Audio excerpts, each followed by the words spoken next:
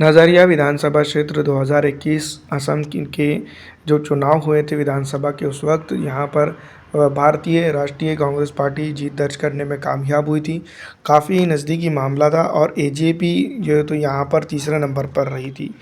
दोस्तों, 52,387 वोट भारतीय राष्ट्रीय कांग्रेस पार्टी को उस वक्त मिले थे और बीजेपी के पास 51,704 वोट आए थे। वैसे अगर देखा जाए तो इस इलाके की जो वोट शेयरिंग परसेंटेज था, 8% जो है तो बीजेपी का वोट उस वक्त बढ़ा था। तो इस बार जो तो काफ़ी कुछ चीज़ें इस इलाके के अंदर बदल सकती हैं।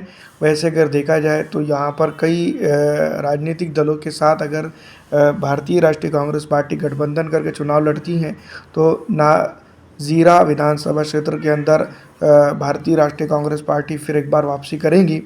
अगर ऐसा नहीं होता है तो इस इलाके की जो राजनीतिक जो गतिविधियां दिखाई दे रही है बेसिक तौर पर, उसमें बीजेपी जो है तो आगे बढ़कर जो है तो इलाका फतेह करते हुए नज़र आ रही हैं। और इस इलाके की राजनीति में अगर देखा जाए तो मुस्लिम, पिछड़ा, दलित, आरक्षित और आदिवासी इस इलाके के जो अहम रोल प्ले कर रहे हैं, वो लोग जो है तो कहीं ना कहीं भारतीय राष्ट्रीय कांग्रेस पार्टी का जो रवैया है उससे भी जो है तो नाराज़ दिखाई दे रहा है। और इसी तरह से अगर रहता है तो इस इलाके की जो राजनीति है, जिसको हम यूँ भी कहेंगे कि भारतीय जनता पार्टी के फेवर में जाते हुए नज़र आ रही है।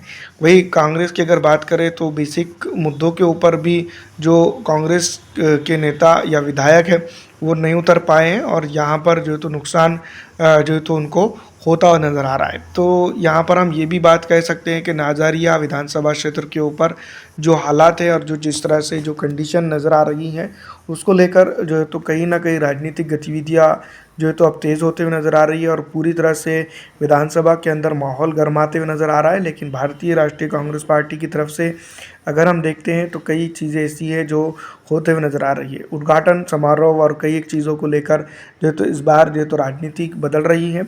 लेकिन पूरी तरह से इस विधानसभा क्षेत्र के ऊपर भारतीय जनता पार्टी और भारतीय राष्ट्रीय कांग्रेस पार्टी का ही जो है तो टकराव इस बार देखने को मिलेगा। कमेंट करके ज़रूर बताइएगा कि इस बार इस विधानसभा क्षेत्र के ऊपर कौन जीत दर्ज कर रहा है।